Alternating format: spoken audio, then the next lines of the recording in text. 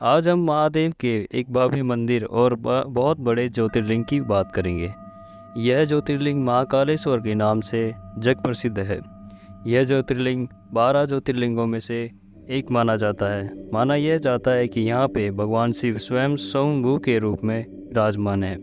यह ज्योतिर्लिंग उज्जैन के शिप्रा नदी के किनारे स्थित एक महाकालेश्वर मंदिर में स्थापित है। महाकालेश्वर को महाकाल क्यों कहा जाता है? महाकाल के अर्थ यानी काल के दो अर्थ माने जाते हैं, एक समय और एक मृत्यु। महाकाल को महाकाल इसलिए कहा जाता है क्योंकि प्राचीन समय में यही संपूर्ण विश्व का मानक समय निर्धारित होता था। इसीलिए इस ज्योतिर्लिंग को नाम महाकालेश्वर रखा गया। हालांकि महाकाल कहने से संबंध पौराणिक मान्यताओं से ही जुड़ा हुआ है। महाकालेश्वर ज्योतिर्लिंग को 3 रूप में विभाजित किया गया है। निचला खंड महाकालेश्वर, मध्य खंड यानी कि ओमकारेश्वर तथा ऊपरी खंड श्री नागचंद्रेश्वर मंदिर के नाम से स्थापित है। नागचंद्रेश्वर शिवलिंग के दर्शन वर्ष में एक बार नागपंचमी के दिन ही करने दिए जाते हैं। कालेश्वर मंदिर का गर्भगृह विशाल दक्षिणामुखी शिवलिंग है। इसके साथ ही गर्भ में माता पार्वती, भगवान गणेश और कार्तिकेय की मोहक प्रतिमा भी स्थापित की गई है। भगवान गर्भगृह के नंदी के दीप स्थापित है जो सदैव प्रज्वलित रहता है। गर्भगृह के समान विशाल कक्ष में नंदी की प्रतिमा भी विराजमान है। माना ही जाता है कि महाकालेश्वर मंदिर में कभी भी आप रात्रि में रुक नहीं सकते, क्योंकि वहां पर रुकने से आपको दुष्प्रभाव का सामना कर सकता है।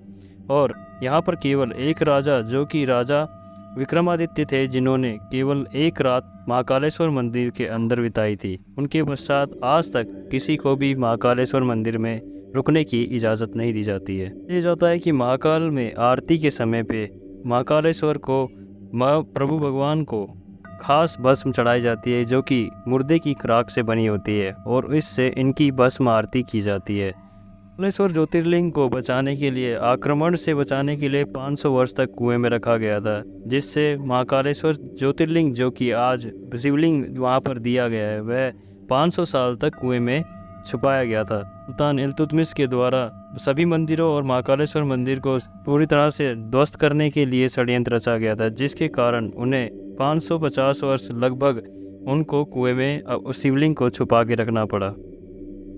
शिव पुराण के अनुसार यह कहानी इस प्रकार है कि भगवान शिव ने महाकाल के रूप में उद्धव दूषण नामक एक दैत्य का भक्तों से रक्षा करते हुए उसका वध किया था।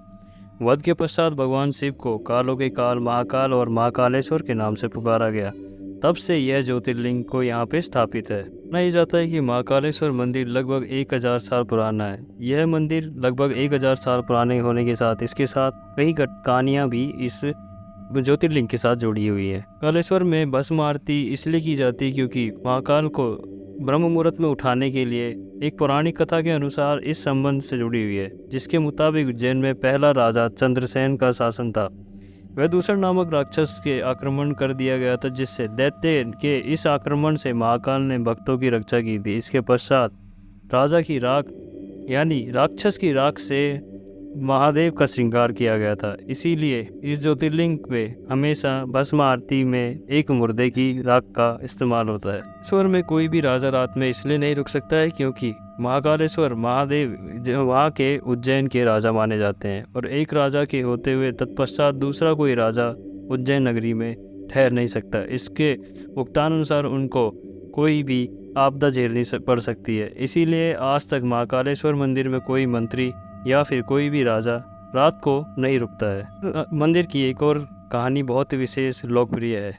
यह कहानी चंद्रसेन राजा और गोप बालक के जिक्र मिलता है। एक बार राजा चंद्रसेन भगवान शिव की पूजा में अत्यधिक लीन थे। उस वक्त शिकार नामक गोप बालक वहां पर से गुजर रहा था। भगवान शिव की पूजा चंद्रसेन द्वारा करने पर वह उनसे विलायित हो जाता है और उनको देखकर भगवान शिव की स्थापना आराधना करना चालू कर देता है। गोप बालक इतना अत्यंत अपनी शिव की आराधना में लीन हो जाता है कि वह यह भूल जाता है कि उनकी माता उन्हें आवाज़ दे रही है। गोप बालक की माता को उसी हठ देख अत्यधिक क्रोध आया और उन्होंने वहाँ एक पत्थर उठाकर अपनी माता को, जो क्रोध में देखकर वह बालक से ज़ोर ज़ोर से रोने लगा, वह पत्थर उन्होंने उनकी माँ ने उनके ऊपर मारा, क्योंकि वह शिव आराधना में इतने लीन थे कि उनकी बात का अनसुना कर रहे थे। बालक के अश्रु निकल रहे थे, साथ ही मुख में भगवान शिव का नाम भी था। ईश्वर का नाम पुकारते हुए वह बेहोश हो गया। बालक की श्रद्धा भक्ति देख भोलेनाथ अत्यंत प्रसन्न हुए। जब वह हठी को बालक होश में आया तब उसने देखा कि उसके सामने स्वर्ण और रत्नों से बना एक विशालकाय मंदिर खड़ा है, जिसमें एक अत्यधिक प्रकाश वाला ज्योतिर्लिंग स्थापित है। यह देख वह बालक बहुत प्रसन्न हुआ और फिर भगवान शिव की भक्ति में खो गया। इसके बाद आज तक इसे महाकालेश्वर ज्योतिर्लिंग के नाम से जाना जाता है। बालक की भक्ति देख जब उनकी माता यह सब देखती रही तो अपने ये किए द्वारा कार्य से वह दुखित हुई।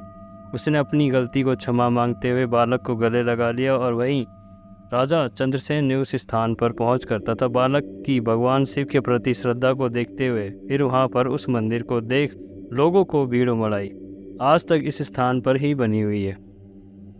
वह इस प्रकार से महाकालेश्वर मंदिर की स्थापना की गई। मैं आशा करता हूं कि आपको महाकालेश्वर ज्योतिर्लिंग की जो ये कथा आपको अच्छी लगी होगी और मैं आशा करता हूँ महादेव और महाकाल का आशीर्वाद आपके और आपके परिवार पे सदैव बना रहेगा। जय जय महादेव, हर महादेव, हर हर महाकाल, जय महाकाल।